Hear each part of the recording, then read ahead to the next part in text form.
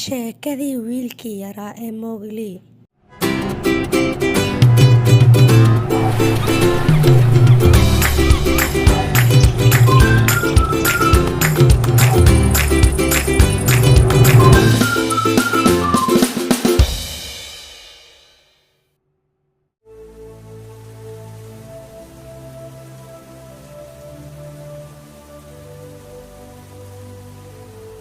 Waqti xun ayuu soo ta'ay roobkan. Haddii uu roobkani joogsan waayo, waxaa ku qasbanahay inaan safarkeena duurka kansalno. Wax ka baqin asxaabey, roobkani wuu joogsanayaa. Haddii kale, qorshe kale ayaa maleegaynaa si aan u baxno. Haya caruurey, iniga meeshan ayaa iska joogtiin ka warama. Maxaa dhacay? Beelo ayuu ahayd. Aniga waxaan rabaa inaan wax idiin sheego. Haddii duurka ayaa aad si aan u soo diyaariyo meesha aadi lahayn, balse waxaan soo arkay wax la yaab leh. Maxaa soo aragtay? Waxaan soo arkay Akila, Mowgli, Bagheera, Shere Khan iyo Baloo iyo weliba Kaa. Ayaga yihiin. Sheekadaanedi beri horeeta ayaa maqli jiray. Mowgli wuxuu ahaa bini'aadan ku soo koray duurka. Aan idinka soo bilaabo bilowga.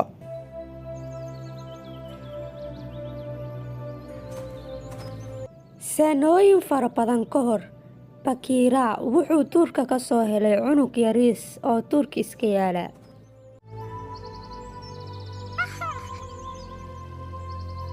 Wuxuu ku fikiray inuu bini'aadanka dhankooda ka imaaday, wuxuuna go'aansaday inuu u qaado.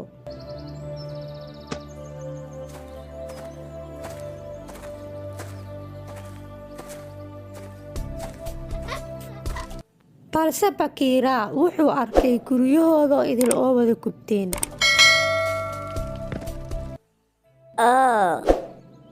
Aniga waxaa ku qasbanaa inaan duurka ku geeyo. Meeshas ayaana kugu korinayaa. Adiga waxaa u baahan tahay famil.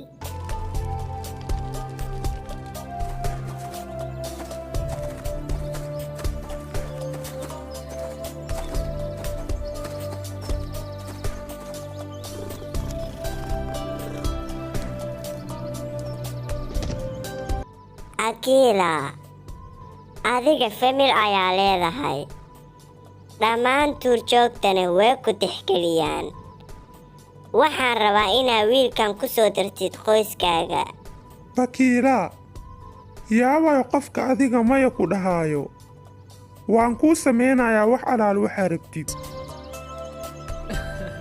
Wiilkan bini'aadanka ah, familkeega wuu ku soo biirayaa.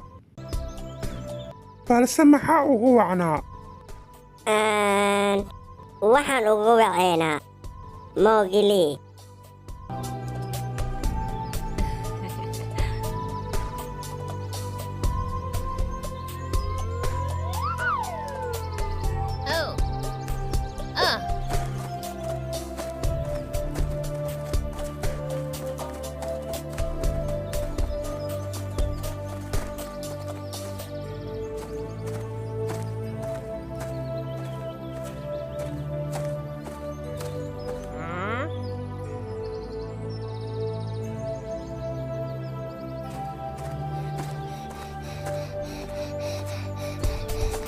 Bagheera!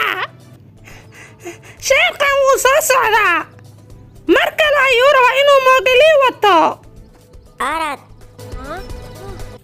Baloo. Orod raac.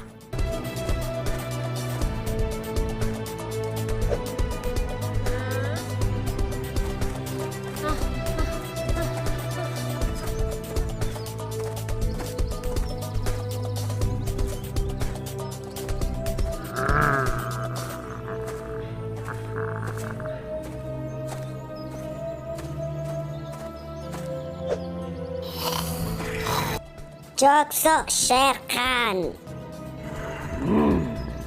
Horteeda ka leexo Bagheera. Tan waxay u dhaxaysaa aniga iyo wiilka. Waa sharciga u yaalo duurka midaan. Anaga ayuu naga mid yahay wiilkaas. Waxaana leh aniga iyo Akila. sharciga duurka u yaalo waa inaa aniga wax walba aaraba a samaysan karaa. wiilkaaseetin waa bini'aadan, duurkana ma ka mid noqonayo marnabo.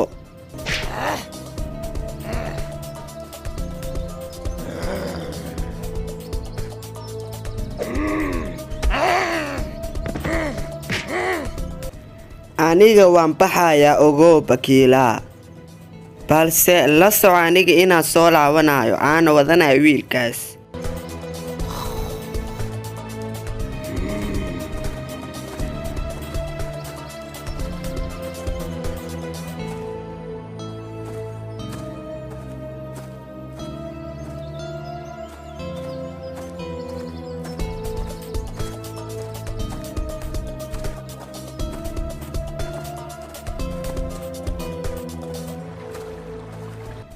Balo, maxaad meeshan ka samaynaysaa?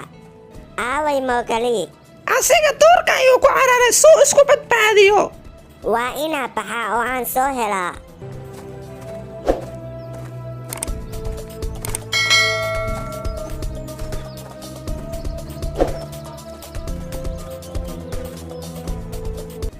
kadibna aabbahaaga sidaas ayaa lagu dilay.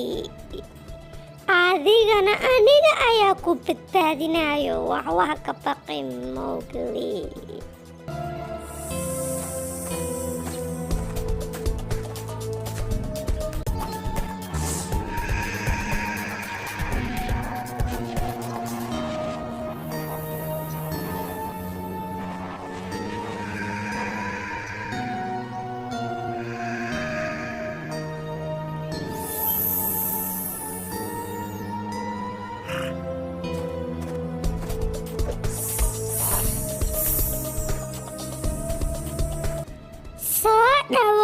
ku soo dhawow dhulkayga Bakiila.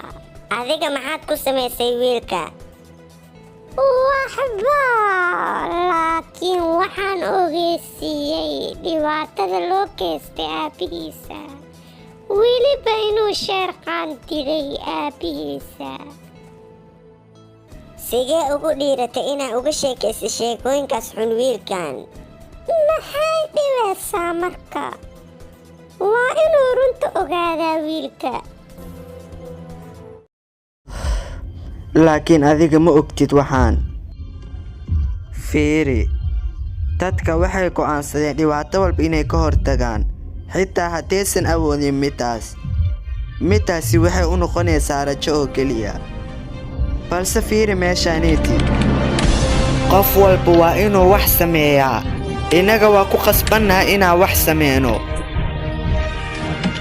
maya, innaga dunida waa inaan bedelnaa, weliba waa inaan nabad ka dhignaa oo waarto weligeeda. adiga ma ila jirtaa aniga?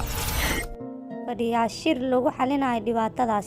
markaaneetin ma ahan heshiiska koowaad labaad ee waa heshiiska shanaad ee wada galayaan bini'aadankii kombiyuutarka. dadkana mar walbaad isku dayid inaad caawiyayaasha la xiriirtid waa inaad soo xasuusataa dhibaatada loo geystay oo xaqdarada ah.